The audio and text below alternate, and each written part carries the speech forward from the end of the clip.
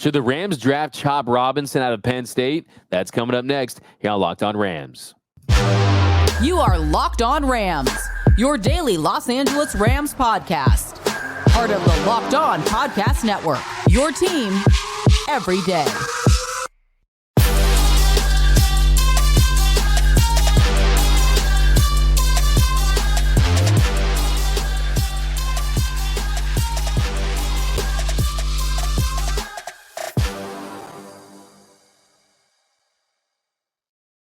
Family, and welcome to another episode of Locked On Rams, your daily podcast covering your Los Angeles Rams. Free and available wherever you get podcast. Locked On Rams, part of the Locked On Podcast Network, your team every day. We're also available over on YouTube, so if you haven't yet, do us a huge favor. Subscribe button, hit that notification bell, hit that like button, and also drop a comment down below. Who do you think the Rams should draft with their first pick? What should they do with it? And what is your favorite Rams Cinderella story of all time? My name is Doug McCain. You can follow me on X and Instagram at DMac_LA. I've been covering LA sports for over a decade, 24/7 Sports, Dodgers Nation, SI, the Rams 4 Locked On. And as always, I'm joined by the Rams pre, half, and post-game show host for the Rams flagship radio station, ESPN 710 LA. Just finished his 8th season covering your Los Angeles Rams, the People's Champ, Mr. Travis Rogers. You can follow him on X at Travis Rogers. And on today's episode, should the Rams draft this elite edge rusher? A lot of you guys have been asking us about him. Also, what is the best Rams Cinderella story of all time? This in honor, of course, of March Madness that's going on. And Sean McVay, he confirms a position switch and why they did it. That's coming up. But first, this episode of Locked On Rams is brought to you by FanDuel. FanDuel, make every moment more. Right now, new customers get $200 in bonus bets with any winning $5 bet. That's $200 if your bet wins. Visit FanDuel.com/lockedon to get started. All right, Travis. So a lot of the commenters have been asking about a potential draft pick for Penn State edge and Chop Robinson. Now, Chop Robinson, this is someone who is extremely athletic. He has the measurables, 6'3", 255 pounds. He was excellent at the combine. He was the 95th percentile or above in the 10-yard split, the 40-yard dash, the broad jump, the 84th percentile as an athlete in the short shuttle. Only knock on him is he's had the pressure rate. It hasn't translated to production. You haven't had the sacks to kind of back it up, but still, this is someone that the Rams could possibly get around 19, could even probably trade down a little bit to get. There's a world they could trade up to get Latu and then trade for him and get 2 elite edge rushers at the college level. There's a lot of different scenarios here, but at the end of the day, I think he's a very intriguing prospect. He's not my number one guy or anything like that, but he's very intriguing. Well, let's start with this. Let's go Dodgers. All right. Right, little opening home opening win. That was kind of fun. They're going to score a lot of runs. I know that you and I we tend to diverge. It's cool to see. Otano's probably cool to see guys on base that led to that out at third, but how about having a stand-up triple? Expectations to start a season for him. He's fired up. He didn't know what to do with a full house and everything else. It was great to see. Back to Chop Robinson for a second. So here's this is just me. I am incredibly wary of combine Hall of Famers. They you know what I like? Guys that are really good at football. That being really good in drills is fine. Being really good on the weight bench is fine. Being really fast is fine. Being good at it, that's great if you translate that to being very, very good at football. Otherwise, you're a project. Otherwise, you're somebody that is, hopefully they will be able to take all of this raw material and turn it into positive football production. Chop Robinson seems to me to be one of those guys that there's a lot of then it'll work out. I in the first round, I would like to have somebody that is a really good football player that has been able to produce a ton of great results at things, not necessarily like, hey, if we can teach him this technique or we can put him next to this guy. If you want a player like Chop Robinson, let's move down. Right. Let's move down, collect more picks, because I think that those guys, players like that, are going to be available a little bit later on. The Rams are in win now mode. I don't know if you're looking last year. This is a pick that would have made a lot more sense, that something that is more developmental. But as they sit here right now, I think they have to find guys that can help them in the short term as much as anything else. And I don't know if he fits that bill. Yeah, I mean, you talk about moving down, you could probably move down just a couple picks, right? It's still going to be a first-round pick, but maybe from the 19th to something in the mid-20s, something around that range. But we know the Rams like to get creative. That's what they do, and if they like him, maybe they consider going that route. But yeah, I mean, you talk about the measurables, you talk about the talent, the athleticism, but there also are some red flags from that standpoint too. I mean, his wingspan, he's in the 5th percentile of edge rushers. His stride length is also low, and that's one of the reasons why he's struggled against the run. I mean, you'll see him try to set the edge, and he won't commit to the run. And some of the production levels we mentioned, I mean, the sacks, 5.5 sacks in 2022, 4 sacks in 2023. So for me, I know a lot of people are starting to pick him up as someone that's a kind of a sexy, trendy name right now. But look, I mean, if you want an edge rusher, and that's the route you want to go, and you want to select him at the college level, just do what you have to do to get my man Laiatu Latu out of UCLA. I mean, he's the opposite when it comes to production. I mean, you're talking about 23.5 sacks over the last couple of seasons. He was an absolute sack monster, looking like he was playing up against toddlers. They can offensive line look like toddlers, okay, like Pop Warner kids. So that's the route I would go. Yeah, I'm with you. And I think that's why this is, the difference in how you're looking at this is based on where your team is. A player like Laiatu Latu right now steps in and probably makes an impact this upcoming season, the 2024 season. A player like Robinson may or may not have that. Now, look, sometimes talent just needs to be cultivated and it blossoms in the right environment. And this could be one of those things that, they had a chance to take him, and 3 years from now, you're doing, one of these and you're thinking, oh my gosh, we blew that pick. Possibly. Give me the guy that works, right? That is going to be able to play in your system, that that's going to be able to give you at least decent results right away. I don't think you're looking for home runs right here. I think you're looking for base hits, and you're looking for the opportunity to put your defense in a position, if defense is where you want to go, that's going to be able to support an offense that should be way above league average. You need a defense that's at least closing in on league average, and I don't think you can do that with projects. Yeah, I agree. It's a little bit too much of a project for me. I mean, you look at the counters and the transitions and things like that I think he continues to develop. Yeah, I think in a couple of years, this is someone who could absolutely establish himself in this league. It's more like a stand-up edge rusher, though, right? This is not someone that I think that for this team this year, you could say, okay, I can guarantee that he can play a role on a Super Bowl winning team. To me, if you're going to look to fill a role that's a significant role, do it with someone that almost feels like a college veteran. And that's what I think Latu brings versus this. I mean, in a different era with a team with different goals, this makes a lot of sense for a lot of teams. But yeah, I'm not the biggest guy on this. I mean, this is the kind of the part of the year where you hear people talk about, he doesn't have that bend, right? He lacks the bend. Right. So that's something I think applies to him, too. And I think that's why you see that sack to pressure ratio a little bit out of whack. It's certain things like that. You know what? And again, this is such an oversimplification. If anybody knew anything about this, no one would ever make a bad draft pick. Right. That half of these guys that are picked will be busts. And I'm talking first rounders, right? That never mind guys that are picked in the 3rd, 4th, 5th round. In the first round, about half these guys will be really good players, and about half of them will be not that. So everybody's kind of guessing here a little bit. But for me, the thing that gives me a little bit of comfort, if you get results in high school and then you get results in college, and you just are going to continue to become a better football player, I like that guy. I don't like the guy that's, hey, he was this and then, but he's still in there. He's still really, I don't need something that's projected. I need something that's now. Those projects really, really scare me. Totally agree, especially how it relates to this team. Exactly. For sure. But coming up in our next segment, it's March Madness. Of course, not too many Cinderellas this year. You have 11-seed NC State, but we're going to give you the biggest Cinderellas in Rams history. That's coming up next here on Locked On Rams. Speaking of DMAC, say goodbye to your busted brackets, because FanDuel lets you bet on every single game of the tournament. And we're getting down near the end of it right now. So maybe you've been going on those big upsets.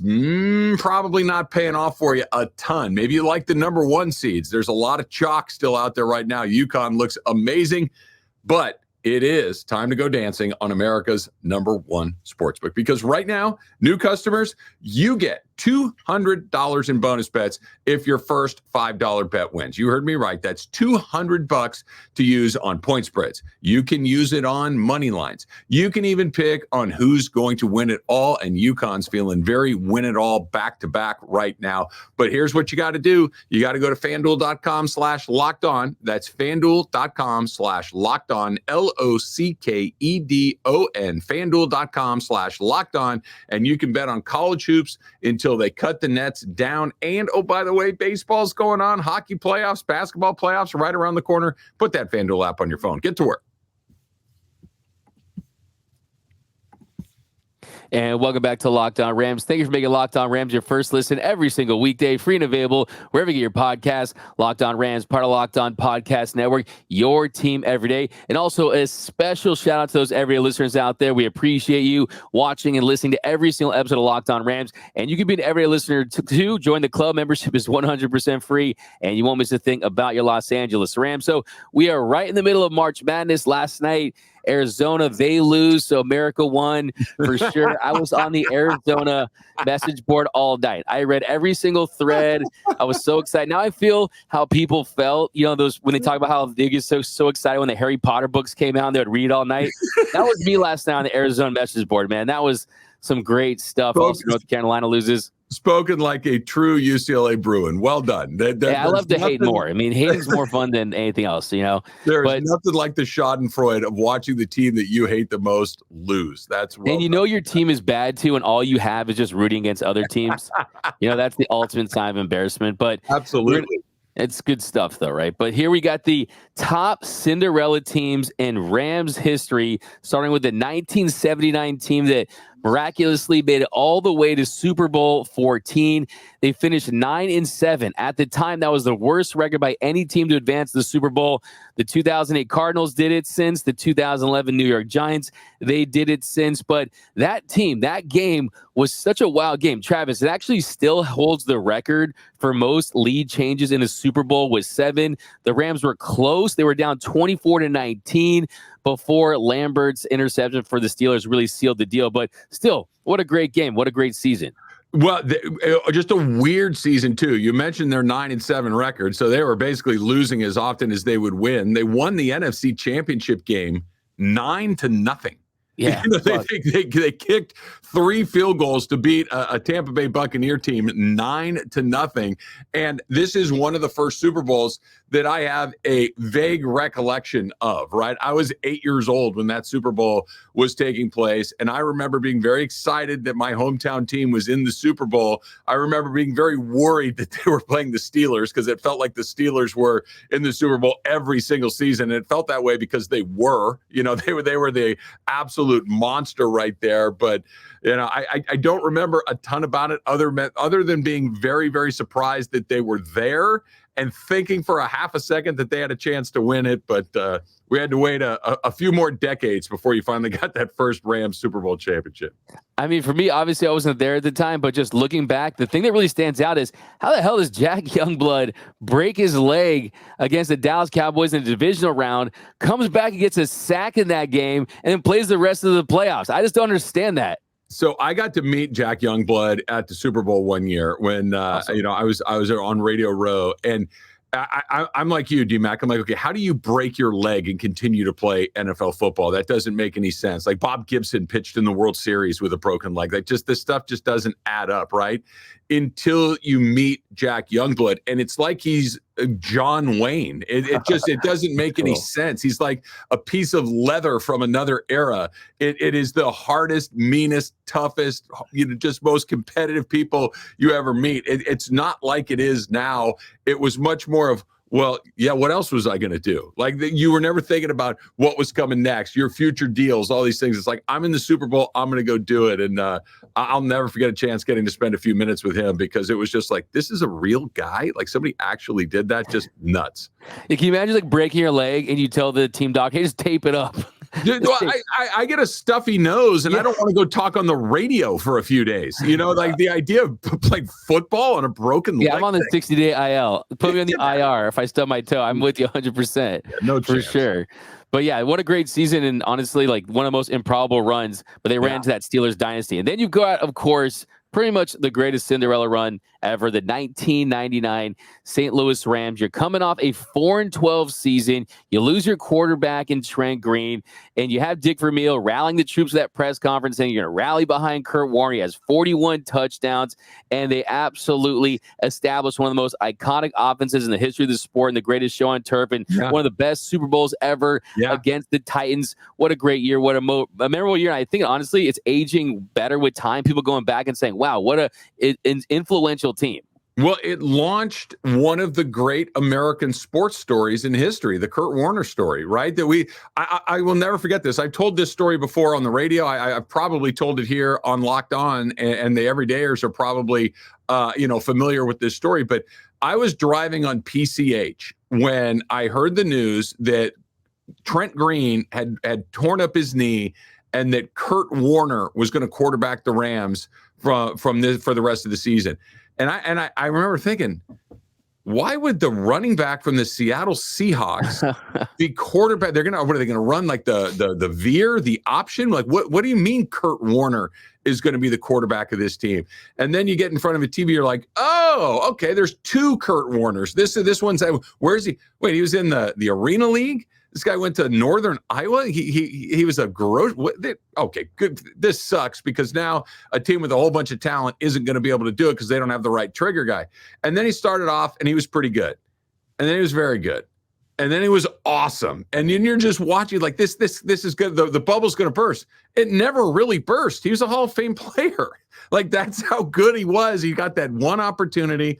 He jumped on it. And it's one of the great sports stories in NFL history, in American sports history, a guy that seemingly everybody really likes and got the opportunity of a lifetime. And even if you're not a Rams fan, that's a very hard story not to get excited about. Yeah, you're right. As great as that year was for the Rams, really looking back, it's about one guy, and that one guy is Kurt Warner. I mean, there's literally a movie, American Underdog, made about him. And you mentioned it, and it's really the visual, right? You picture a guy, Kurt Warner, bagging groceries, and then he had that stint with the Packers that didn't work out, and then he was with the Iowa Barnstormers. By the way, I don't care what league they're in, those are one of the best helmets ever. With the goggles, they got like the goggles, like they're pilots. Those are sick helmets. And then he goes on to have the success he did with the Rams and became just one of four teams to win a Super Bowl coming off that losing record the previous season. And all four of those quarterbacks, Joe Montana and Tom Brady and Kurt Warner, Tom Brady twice actually with the Patriots and the Bucs, end up winning with new quarterbacks. But and then how about Jeff Fisher? I always say this, Jeff Fisher, he got his revenge for that game by absolutely destroying the Rams for all those years. Yeah, well, keep in mind, when he was the coach of the Titans at that point, right? It's like Jeff Fisher was thought of as, Jeff Fisher's a really good coach. I would encourage anybody that is interested in the minutia of these things, go and look at Jeff Fisher's Pro Football Reference page as a head coach, and it will be like, how did this guy last 20 some odd years as a head coach? There's a handful of very good years, but there's a whole lot of mediocre and a whole lot of bad. But that team was really good. And Kevin Dyson getting tackled on the 1 yard line. I talked to DeMarco Farr about this all the time, and he still thinks every time he sees that play that guy's going in, that he's still shocked that. And I've asked him, you run that play 100 times, how many times does Dyson get in? He goes, probably 85. He goes, you have no idea how hard of a tackle that is in the open field like that with such a short distance to go. He goes, it's one of the great moments in NFL history. Absolutely. I totally agree with you. You can watch that play 100 times, know it's coming, and the next time you see it, you think he's just going to go in, right? It's unbelievable. But yeah, what a remarkable Super Bowl, the first Super Bowl for the Rams. Then how about the 2017 Los Angeles Rams? This team didn't make it to the Super Bowl, but good segue talking about Jeff Fisher. Yeah. I mean, Jeff Fisher had them at 4-12. Of course, we're not doing this 8-8 stuff, right? I mean, talk about the quotes for him, and he had Jared Goff, and Jared Goff, it looked like he was going to be a bust. He was 0-7 in his first 7 starts, and you bring in the golden boy, Mr. Sean McVay, that changed everything. He took an offense that was averaging 14 points per game, that was the league's worst, to 29.9 points per game, the league's best. They went 11-5. They won the division. They went to the playoffs for the first time since 2004. They lost the Atlanta Falcons, but finally we had hope. here as Rams fans? Well, okay, so you talk about the 2016 season, their first season back here in LA, the last season of the Jeff Fisher era as the head coach, and you mentioned that they were 4-12, and that's right. But I need to add a little context to this. They weren't just 4-12. They started the season 3-1. They finished that year 1-11. They won one of their final 12 games of the season, and it was hideous. It was grotesque. This is what Todd Gurley called a middle school offense. Even when they were 3-1, Rams fans are looking at this team 3-1 out of the first quarter of the season. You're like, hey, this is a pretty good team. Not a single Rams fan was thinking this was a team. That team was bad. That team was boring. That team was sloppy. There was nothing about it that brought any sort of hope. So they get rid of him, right? They bring in Sean McVay during the offseason. And this is I don't know, man. He's 30 years old. Who knows if this is going to work or not? This could be a disaster. This could be Lane Kiffin all over again. I don't know what this is going to be. And it was amazing. And they scored a ton of points, and they were fun to watch. And Goff looked great, and Gurley was unleashed. And all of a sudden, it's like, hey, they're not just kind of good; they're really good. And like you said, not only did that season end with a play, they won the division, they go to the playoffs, but it was kind of a, hey, we're on to something here, and we all know what happened after that. Yeah, what's really sad, too, is that whole season was documented on All or Nothing. Ugh. I remember watching that on Amazon. But, yeah, I remember that first game. They got smoked by the 49ers in the opener, and they went on to win 3 straight. I remember they blew up the scoreboard against the Tampa Bay Buccaneers. Like, oh, crap, this team's going to actually score points. But Coming up next, the last Cinderella. We're going to get into that. And a quick note on Steve Avila. We're going to get into that here on Locked On Rams.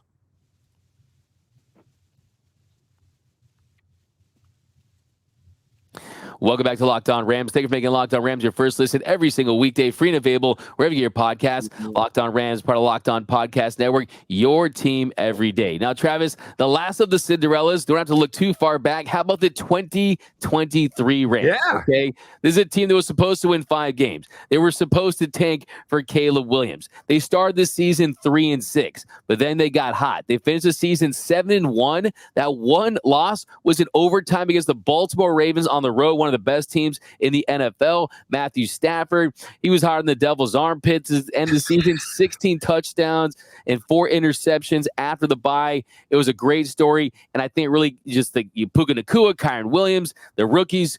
It was the last year for Aaron Donald, but you had that big matchup. They were so close to winning a playoff game this season. They were so close. Well, look, the 2023 season reminds me a lot of the 2017 season because there were no expectations. The only difference was you knew you had a good coach and you knew you had a really good quarterback, but there were some similarities there. Sean McVay had, we didn't even know if he was going to come back and coach this team. He seemed so incredibly, exhausted at the end of the 2022 season, trying to defend the Super Bowl championship, the 5-12 season. The whole thing was just a bust. He seemed like he maybe headed to a broadcast booth or, a psychiatrist bench or something. He just needed some time away from this thing. And he comes back, and we're a little bit unsure. Matthew Stafford's coming off of a bad season where he'd been hurt and he hadn't looked like himself. There were quarterback questions. Cooper Kupp hadn't looked like himself. Aaron Donald had kind of whispered about retiring. You didn't have a first-round draft pick. There wasn't a ton of stuff to get excited about. And then you watched him play, and you're like, huh. And again, they got off to kind of a crummy start. They were 3-6 at one point. You're thinking, okay, this is just probably not going to come together.